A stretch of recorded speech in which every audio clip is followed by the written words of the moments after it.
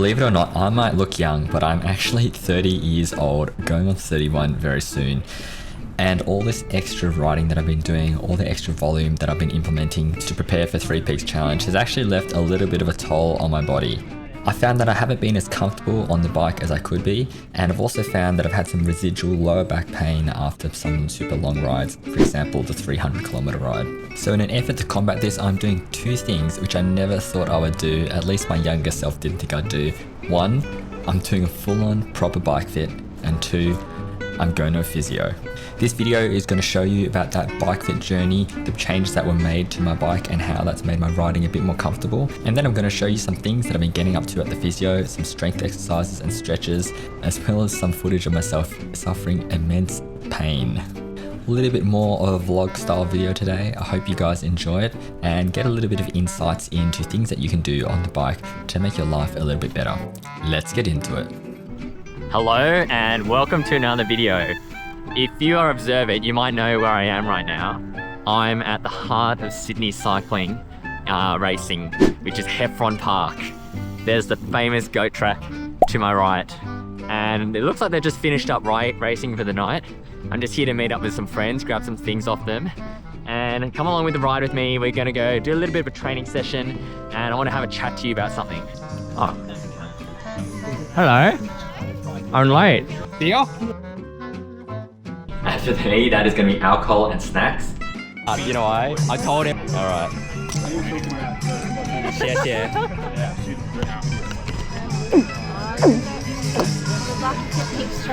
The very best. Look at me now.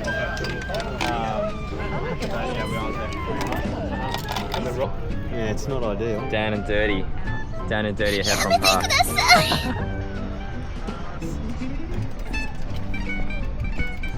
Bye-bye.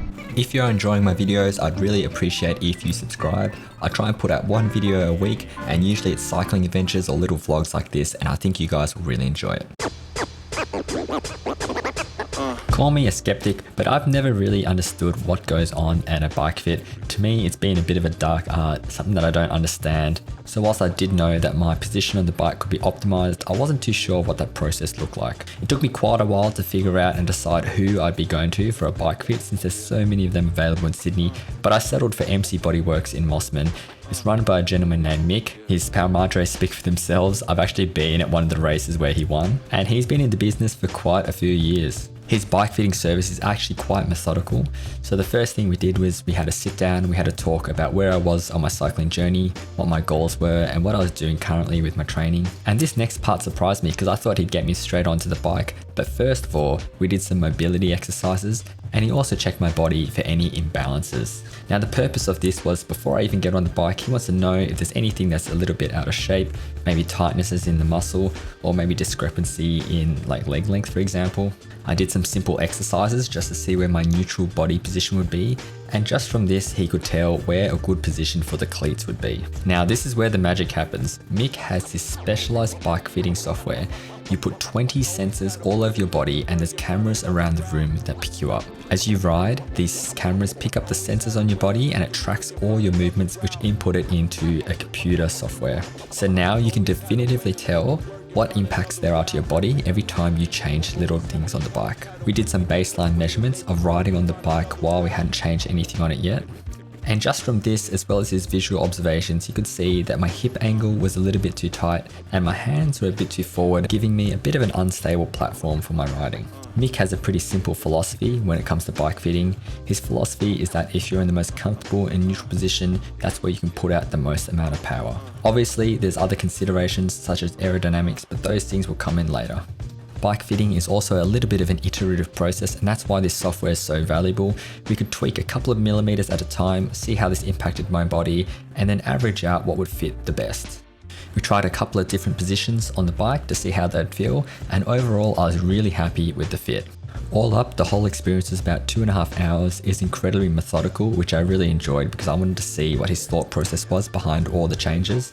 If you're interested in booking with Mick, I'm going to put a link to his website in the description below. And finally, you're probably wondering what were the changes that he made to my bike. So my saddle came up 6mm, it came forward 10mm, the angle was lent down about 0.5 degree, and the hand position was made into a bit more neutral. You can see the shifters came up a little bit. The cleats were moved properly under the ball of my foot and also more into a position of what my natural foot resting position was. The price of this bike fit was 450 Australian dollars.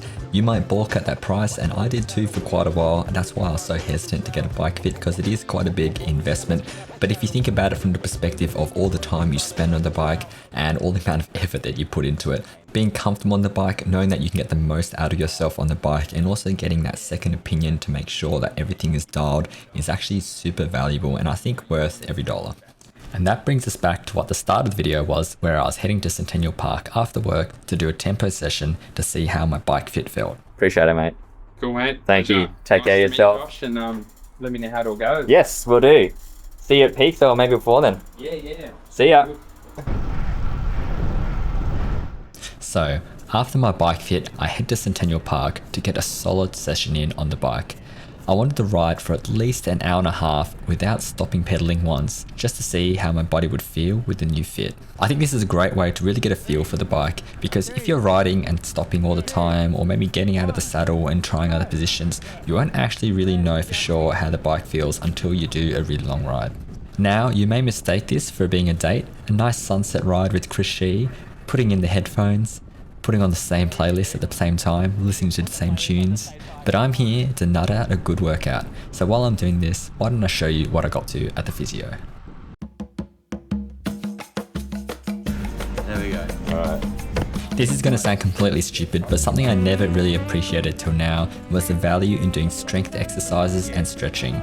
Believe it or not, for the past 4 years of cycling, I've done barely any stretching, and for the most part, I've managed to get away with it injury-free. But as I've ramped up the volume of riding and also put more stress on myself by doing longer distances, I've found there's little niggles in my lower back and sometimes in my legs that need addressing. So I'm trying to do the right thing. I'm going to a physio, I'm doing exercises that he's giving me to do throughout the week, and also trying to stretch every day. These half-an-hour physio sessions are quite easy to fit in and a great way to keep myself accountable. My physio E Young has a good understanding of the demands of cycling as a sport, and he's identified that my glutes are quite weak, so he's going to be focusing on those. He starts the session by doing a super strong massage on my glutes, which at times can be quite painful, but afterwards it feels so good. Before we go and do some balance exercises, as well as some new strength exercises that I can do throughout the week, kind of like homework. I've already got a repertoire of exercises and stretches that I do at home, so whenever he teaches me something new, I add this onto it. Realistically, stretching only takes about 15 minutes a day, and if I do some strength exercises, maybe half an hour, and I do that every second day, so it's not too much of a time commitment for actually what is a lot of benefit. Now let's go back to the park and see how my workout went.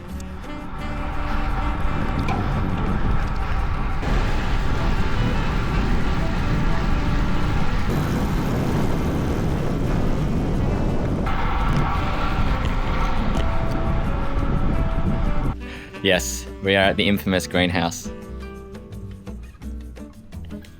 But that was pretty good. I did about an hour and 40 minutes, I think, at about 3.3 watts per kilo. So I'm pretty happy with that.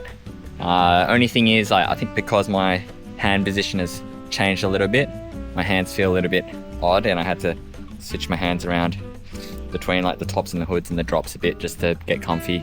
But I will get used to that new hand position. But I hope you guys enjoyed that video about my bike fit, about things that got changed on my bike, and how I guess that's helped me. It's going to help me push myself a bit better at Peaks. Take care, guys, and I'll see you in the next one. Bye. What do you want? When do you want it?